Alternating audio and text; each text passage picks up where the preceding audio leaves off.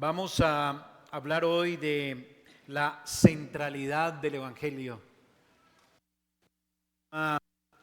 que nos permita sacar conclusiones prácticas de todo lo que hemos visto sobre el evangelismo, la centralidad del Evangelio. Ya hemos dicho varias cosas acerca del Evangelio, acerca de su naturaleza, acerca de la responsabilidad que la Iglesia asume por causa que Dios ha querido entregarle y confiarle ese privilegio de anunciar el Evangelio, de encontrar a los escogidos. Hemos visto que debemos tener una motivación correcta, que debemos tener un fin correcto. Y todo esto nos permite por lo menos tener una panorámica general de las cosas más representativas, cardinales que encierra este gran tema. No quiere decir que está totalmente agotado, no quiere decir que no queden asuntos por profundizar, pero por lo menos sí espero que a la luz de todo lo que hemos visto, el Señor por su gracia haya afincado más en nosotros esas doctrinas y esas doctrinas nos muevan más también a la acción, porque es la palabra la que nos convence, la palabra la que mueve nuestras conciencias a salir de nuestro estado de inercia o quizás de comodidad o quizás también nuestro ambiente de seguridad para dar pasos de fe y avanzar en lo que es el camino que Dios nos señala y nos traza.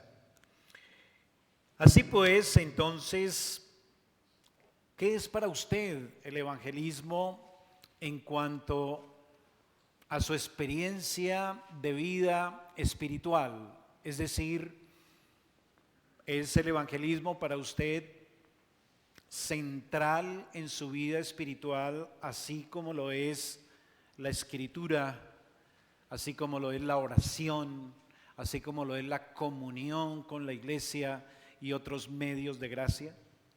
Es una pregunta importante que quiero dejar en su alma, una incógnita. ¿Es el evangelismo tan importante como esos medios de gracia en su corazón? ¿O es visto solo como una obra piadosa, un servicio que Dios nos ha confiado, pero no es determinante en nuestra disciplina espiritual y en nuestro crecimiento a la imagen de Cristo? Así que lo que quiero compartir va en esa dirección, hermano, amigo. El evangelismo también hace parte de ese instrumento, de ese elemento que alimenta, enriquece nuestra alma, nos edifica y nos lleva a crecer más a la imagen de Cristo. Podemos pensar de manera muy rápida en cuanto a ser imitadores de Cristo como nuestro llamado. Él es nuestro maestro, Él es nuestro modelo, nuestro paradigma. Debemos seguir sus pisadas, seguir su ejemplo. Y Él vino, inició su ministerio. Dicen los evangelios que Él inicia su ministerio precisamente evangelizando. ¿Sí lo recuerda? Él viene y dice el evangelio que lo primero que hizo fue anunciar que el reino de Dios se ha acercado. ¿Lo recuerda, Martica? Entonces, si queremos crecer a la imagen de Cristo, ya eso nos permite ver que el evangelismo hace parte de ese crecimiento espiritual. ¿Ve el punto? Así que la disciplina espiritual no solamente tiene que ver, vuelvo al punto, de ir a las Escrituras, orar, congregarnos, tomar de los sacramentos o de los medios de gracia, sino también tiene que ver con que, o mejor, debemos ver el evangelismo también como parte de ello. Vamos a un texto que está en Gálatas capítulo 2, versículo 11 al 14. Gálatas capítulo 2, versículo 11 al 14.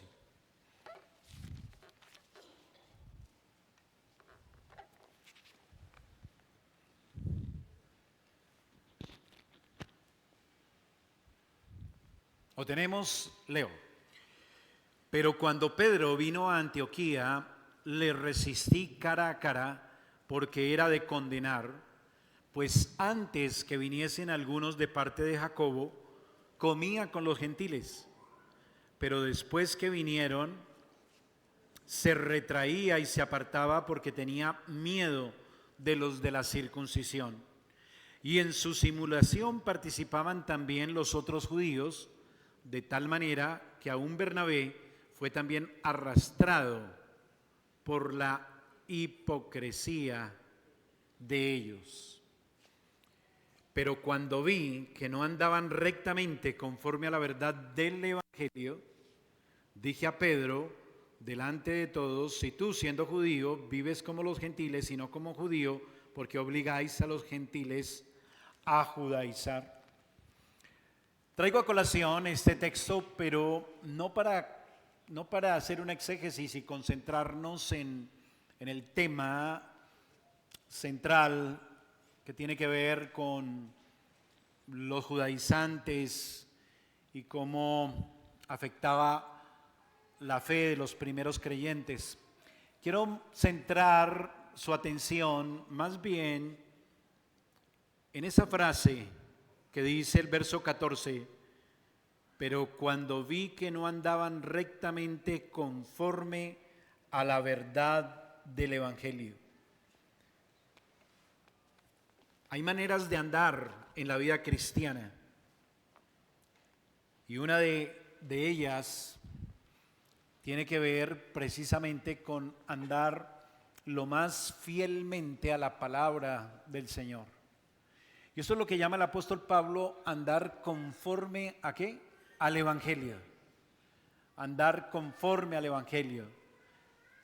Pedro no estaba andando conforme al Evangelio. ¿Por qué? Porque su testimonio, su manera de vivir, en el caso puntual que se está mencionando aquí, estaba enviando un mensaje totalmente distinto, totalmente diferente al mensaje del Evangelio.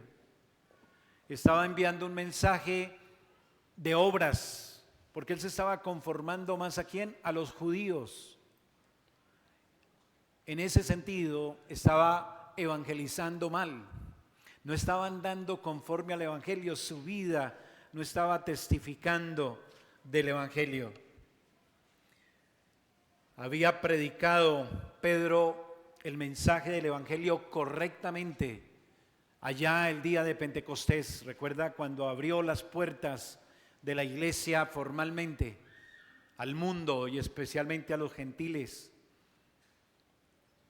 Así que este hombre que había predicado el Evangelio y andado en el Evangelio, ahora estaba andando en otro camino, no estaba andando correctamente. Pablo le dice, no anda conforme a la verdad del Evangelio. Y esa pequeña frase abre para nosotros una perspectiva completamente nueva acerca de lo que es el Evangelio, como les decía en principio, como parte de nuestra expresión de vida cristiana y también como parte de lo que es la disciplina espiritual que nos debe asistir. El Evangelio no es solo un mensaje de salvación, sino una manera de vivir. El mensaje no solo, vuelvo a decir, es anunciar la buena nueva, sino que el Evangelio también tiene que ver con andar en obediencia a la palabra del Señor, andar en obediencia a su autoridad, andar en obediencia a su enseñanza. Y si usted y yo vivimos conforme al Evangelio, compartir el Evangelio se conforma en algo natural, si me lo permite decir así, de nuestra experiencia cristiana. Así como se espera que algo natural de nuestra vida cristiana es que nos alimentemos con la palabra de Dios para estar fortalecidos, para vivir sanamente espiritual, en la vida espiritual, para crecer espiritualmente, para edificarnos espiritualmente, así como oramos también para estar en una comunión con el Señor, porque separados de Él nada podemos hacer. Así también cuando vivimos en el Evangelio, compartir el Evangelio se convierte en algo espontáneo de nuestra vida cristiana, en algo que hace parte de nuestra práctica de vida espiritual. ¿Me estoy comunicando? Así que teniendo esto como una introducción a la centralidad del Evangelio, permítame hablar un poco de cómo vivir el Evangelio. ¿Cómo vivir el Evangelio?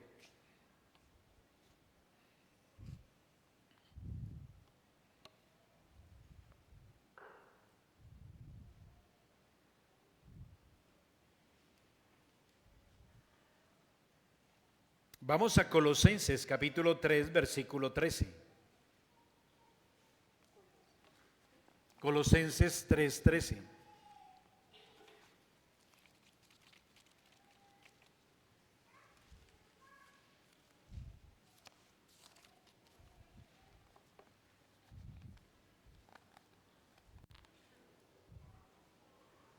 Hermanos, perdón. 3:13 dice: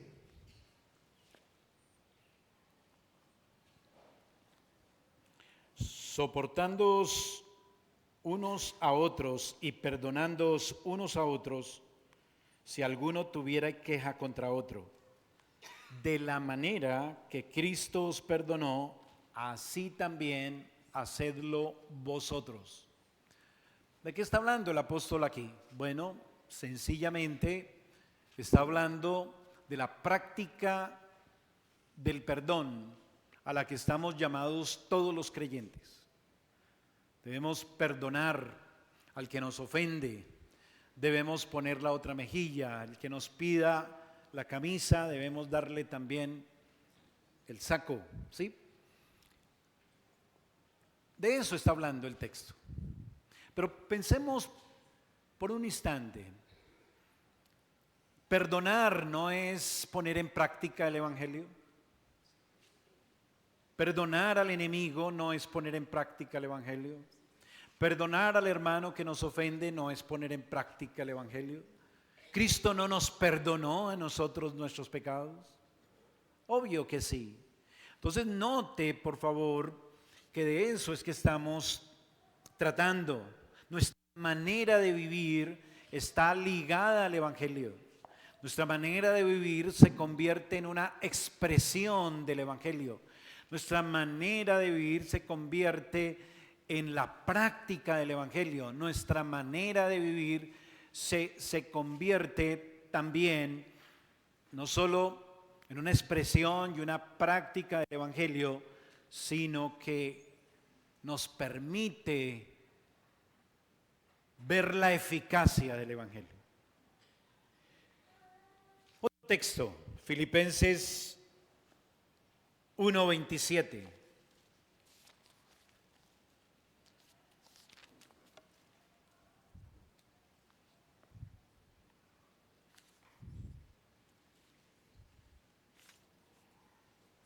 Dice así: solamente que os comportéis, ¿cómo? Como es digno del Evangelio de Cristo, para que os sea que vaya a veros o que esté ausente, oiga de vosotros que estáis firmes en un mismo espíritu, combatiendo unánimes por la fe del Evangelio. os comportéis como es digno del Evangelio. Vivir conforme al Evangelio, andar conforme al Evangelio. Todo esto son sinónimos del mismo aspecto. Nuestra manera de vivir está ligada al Evangelio. Así que la manera como usted y yo perdonamos, trabajamos y hacemos muchas cosas imitando el carácter de Cristo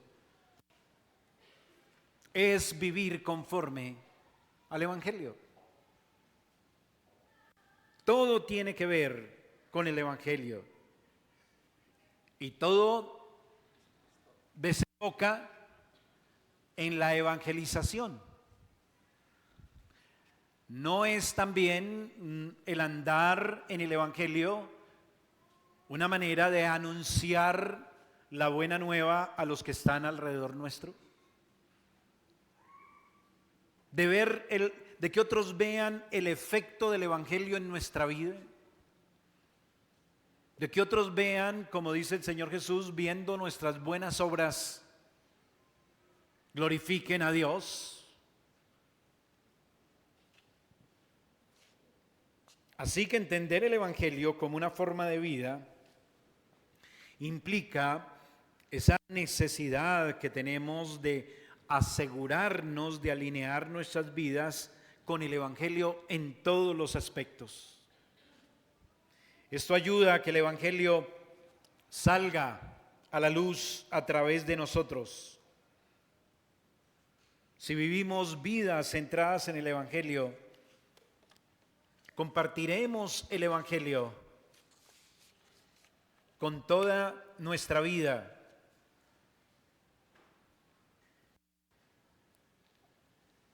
Y de ahí el paso a proclamar el Evangelio con nuestra boca es muy cortico. Es muy corto.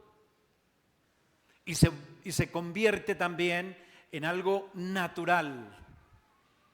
Así como cuando usted habla con un incrédulo de una manera esforzándose porque Cristo se exprese a través de su vida, tratando a ese incrédulo con amor, con amabilidad, con respeto, ayudándole si están a su alcance, ayudarle, etcétera. Ahí usted está andando en el Evangelio y buscando que el otro hombre vea a Cristo por sus obras. Y ahí queda muy fácil hablarle ya en voz audible de la buena nueva, del Evangelio. El problema es que a veces no queremos relacionarnos con las personas al punto de tener todas las oportunidades para mostrarles a Cristo. Y lo más triste es que cuando algunos tienen esa oportunidad de relacionarse con los incrédulos, se portan con ellos como otro incrédulo más. O peor, dicen aquí adelante. ¿Sucede o no sucede? Entonces vuelvo al punto. Hay que vivir evangelizando. Hay que vivir en el Evangelio.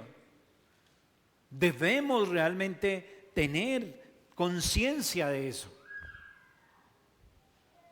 Así como usted todos los días tiene conciencia de que el Señor está a su lado, que Él ha prometido caminar con usted siempre, como usted sabe que Él está soberanamente gobernando todas las cosas y circunstancias de su día, en su trabajo, en su hogar, en lo que esté haciendo, así también debemos tener conciencia de nuestra vida evangelística. Respiremos evangelio, andemos en el evangelio, vivamos como Cristo más y más. ¿Será muy difícil? Sí, sí es difícil. ¿Pero es posible? Pero por supuesto, si no, apaguemos estas lámparas, cerremos y vámonos. Claro que es posible. El Señor nos ha dado la gracia, nos ha dado su Espíritu, nos ha dado su palabra, nos ha dado el poder para hacer lo que antes no podíamos hacer por causa de estar esclavos al pecado. Pero ahora hemos sido liberados del pecado y ahora entonces podemos andar en el Evangelio.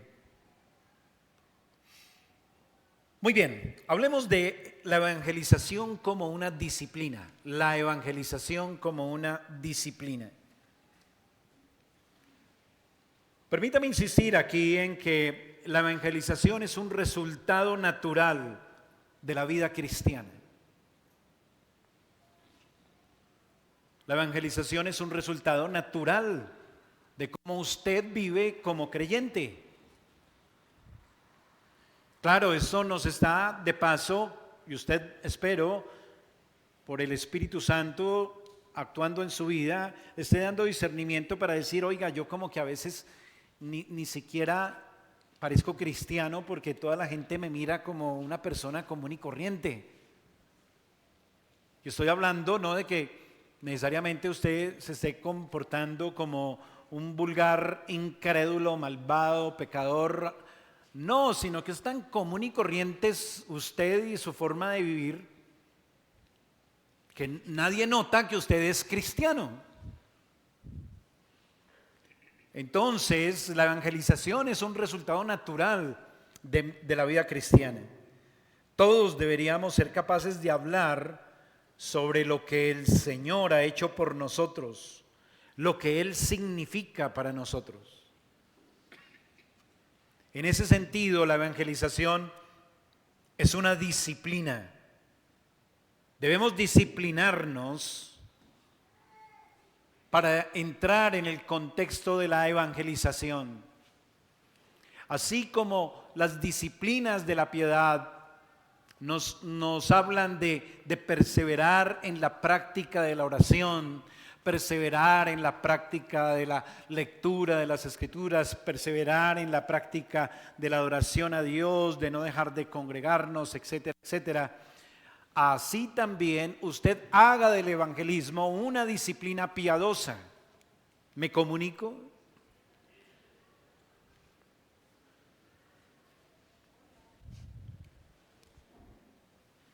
Debemos disciplinarnos para entrar en el contexto de la evangelización.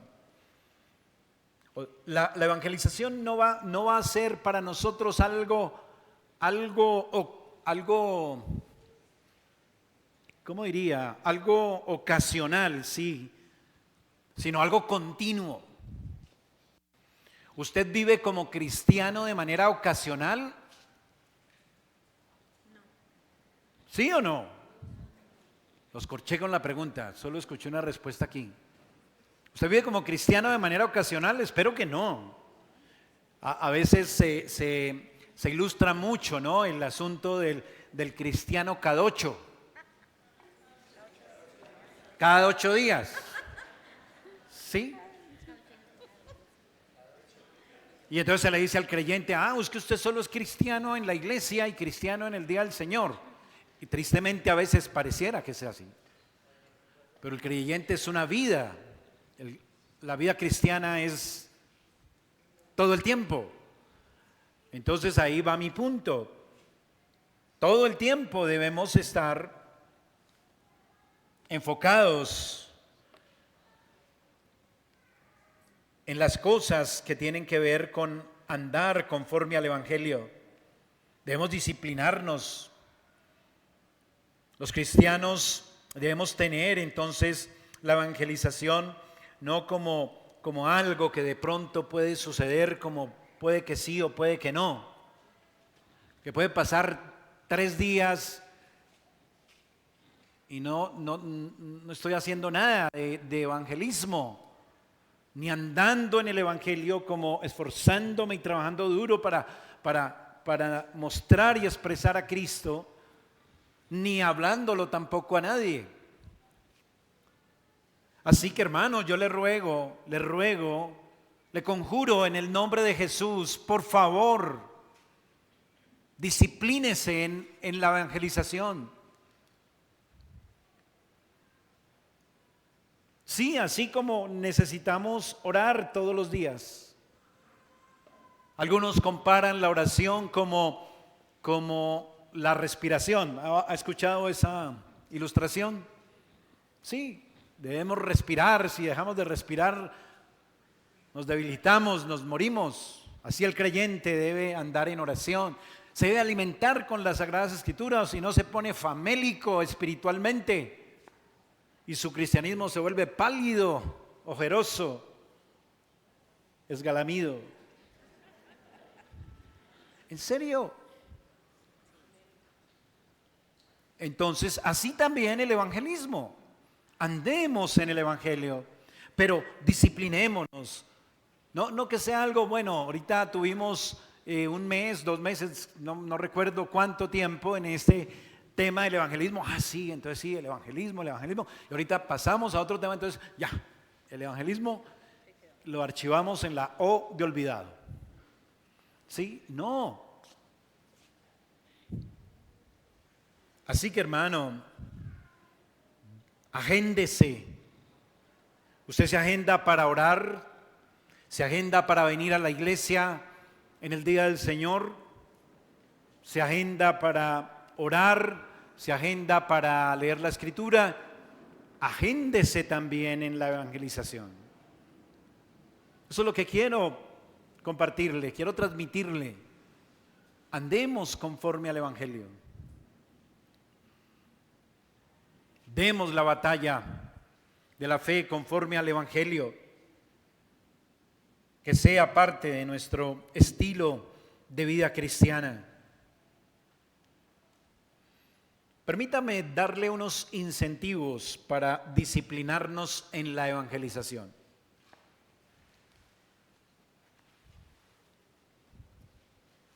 Incentivos para disciplinarnos en la evangelización.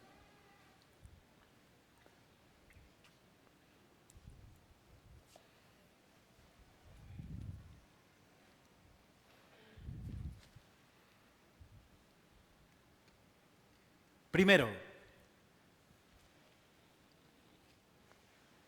reflexione en la realidad del infierno. Reflexione en la realidad del infierno.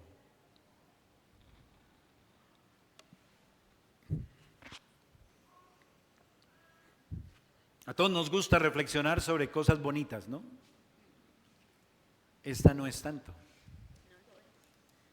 No lo es. ¿Qué tanto usted piensa en el infierno? ¿Sabe usted de eso?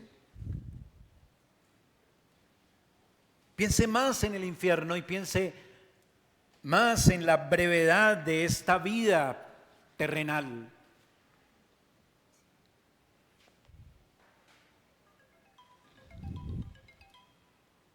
Cada vez que salimos al mundo exterior o incluso en nuestra casa misma, usted puede ver personas que van camino al infierno. ¿Ese es un cuadro bonito?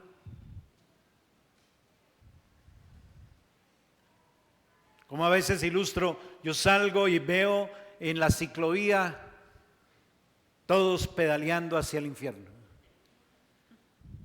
¿En serio?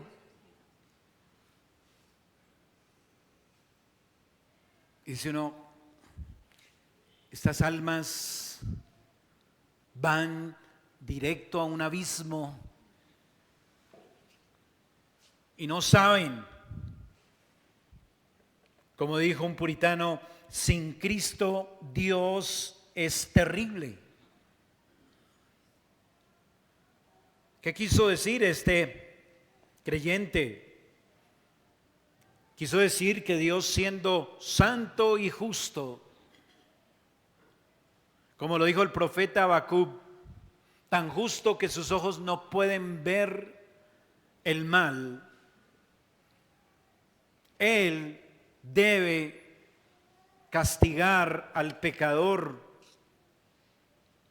Y el castigo no es la aniquilación del alma, como algunos incrédulos piensan. No, el que se muere, hasta ahí llegó y se acabó todo. No, la muerte no es la aniquilación del alma, sino que el alma va a la ruina eterna en el infierno. Así entonces, debemos pensar en tales cosas importantes cada día en mi vida.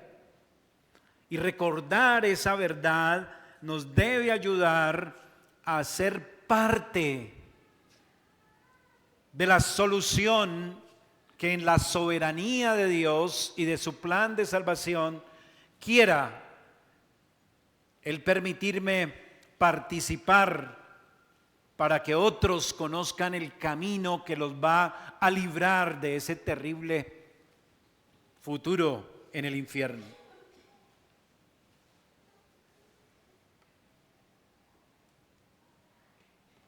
¿Por qué no hace usted un ejercicio o hacemos un ejercicio cada vez que usted salude a un incrédulo? Imagínelo condenado en el infierno.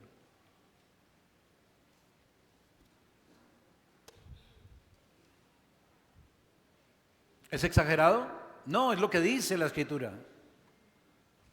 Y ese hombre, esa mujer, ese niño, ese jovencito no tiene la vida comprada en 2 horas. En media hora lo puede atropellar un carro y morir. Venir un raponero a quitarle el celular y herirlo de muerte.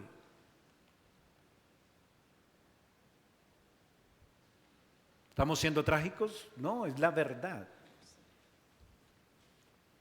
¿Por qué entonces no meditamos más en el infierno? Para compartir con esa persona más de Cristo, aquel que hizo todo para librar al pecador del justo castigo en el infierno. Solo Cristo es el que libra de esa ira justa de Dios. ¿Cómo escapar de esa ira si no es a través del Evangelio?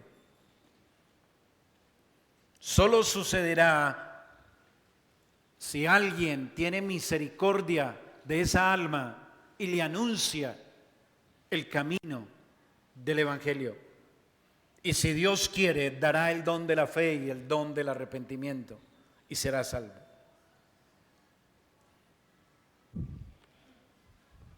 ¿Le anima eso a usted a vivir más pendiente? Espero que sí. Segundo incentivo, considere la soberanía de Dios, medite en la soberanía de Dios.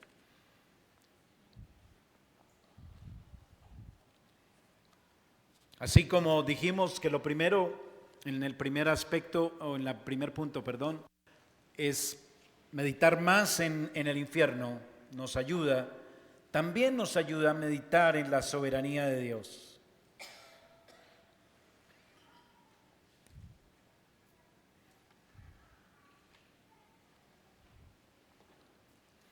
Mire conmigo Hechos 18, verso 9 al 11.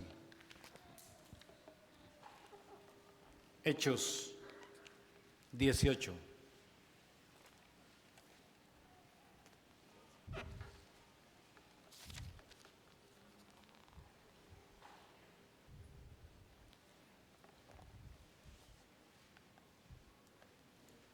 Entonces, verso 9, entonces el Señor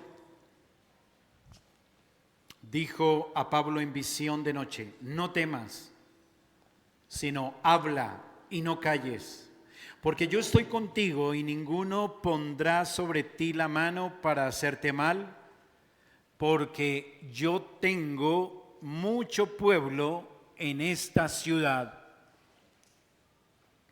Este es uno de los tantos textos de las Sagradas Escrituras que nos confirman la doctrina de la elección y predestinación. Dios tiene un decreto de elección desde antes de la fundación del mundo, lo estableció soberanamente. Él sabe el número y el nombre exacto de los elegidos en Cristo. Ellos serán salvos porque Dios los eligió para ser salvos. ¿Algo impedirá ese plan y propósito eterno y soberano de Dios? No.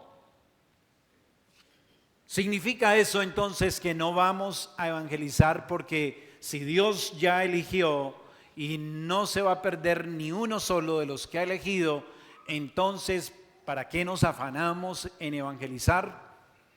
Sería una conclusión errónea y sería una conclusión que no está en armonía con el Espíritu de Cristo, con el Espíritu de las Escrituras, con el Espíritu Santo. Pablo dice que entonces guindó una hamaca de un árbol al otro y se fue a dormir después de que el Señor le dijo que él tenía mucho pueblo elegido desde antes de la fundación del mundo. No, ¿qué hizo? Evangelizó. Porque el medio legítimo y ordinario a través del cual se encuentran los escogidos desde antes de la fundación del mundo es mediante la predicación del Evangelio. Así como Dios decretó los fines, también decretó los medios a través de los cuales se va a alcanzar ese fin. Y nos dio el privilegio a nosotros, la iglesia, de participar en ese fin. Así que la soberanía de Dios, en lugar de desanimar a Pablo, lo que hizo fue animarlo. Si yo le digo a ustedes esta mañana, Dios tiene muchas personas que van a escuchar y responder al Evangelio cuando usted predique, porque Él ha elegido desde antes de la fundación del mundo quienes oirán la voz del Señor y cuando escuchen la voz de su pastor irán tras de ella. Eso no nos anima más a proclamar el Evangelio para encontrar a esos escogidos que usted y yo no conocemos, pero Él sí los conoce. A mí me anima mucho saber que no depende de mi habilidad, de mi capacidad, de mi poder de convencimiento, que un alma se salve del infierno, sino que me anima a saber que es que hay unos elegidos y esos elegidos van a escuchar la voz de Cristo, no la mía, cuando prediquemos el Evangelio. Y esas almas correrán y abrazarán a Cristo, buscarán ser salvos. La doctrina de la soberanía de Dios nos debe llevar a pensar en cuán privilegiados somos de participar en este plan de salvación. Mire un texto de Segunda de Timoteo, por favor, capítulo 2, versículo 10.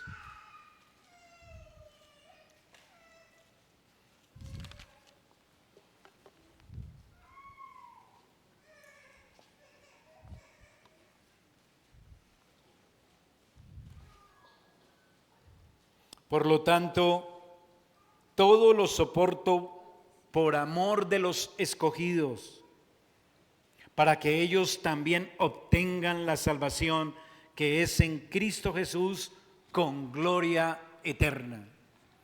Si ve que no hay contradicción ninguna entre la elección soberana y el evangelismo, dice Pablo, todo lo soporto por amor. ¿De quiénes? ¿Para qué? Para que ellos también obtengan la salvación. Piense, medite, ¿cómo los escogidos vienen a Cristo? ¿Cómo los escogidos pueden conocer el amor de Dios? Eso solo sucederá si usted o alguien les comparte el Evangelio. Porque ¿cómo sabrán del Evangelio si no hay quien les predique?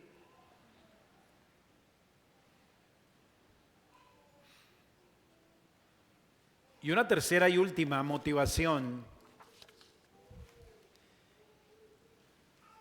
es la cruz de Cristo.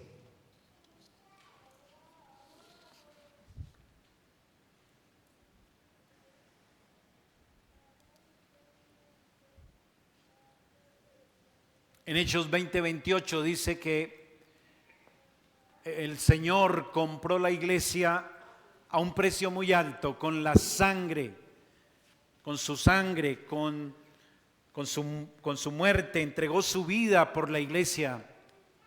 Pedro dice, no fue con piedras preciosas, sino que fue con algo más costoso, la sangre de Cristo.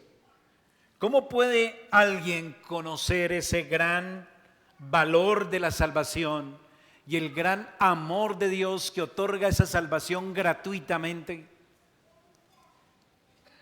¿Por qué no le damos a conocer al incrédulo ese tesoro escondido? Para que venda todo lo que tiene y abrace ese tesoro, ese amor de Dios en la cruz de Cristo. Solo lo descubrirá el pecador, ese gran tesoro lo descubrirá si alguien le comparte el Evangelio. Así que a la luz de todo esto, la evangelización es tanto una disciplina como un acto de adoración. Quédese por favor con eso en su corazón, en su mente. Vivamos más en la fe del Evangelio. Vivamos más conforme al Evangelio y que el Señor nos ayude. Oremos. Padre, Señor bueno, gracias damos por este estudio durante estos meses que nos has provisto. Ayúdanos a encarnarlo, Señor, ayúdanos a aplicarlo. Tu palabra, por tu Espíritu, afincada en nuestras almas, de frutos, Señor, te lo rogamos. En tu iglesia, en cada corazón de los que la conformamos, Señor, opera. Por favor, te lo rogamos, en el nombre de Jesús. Amén y amén.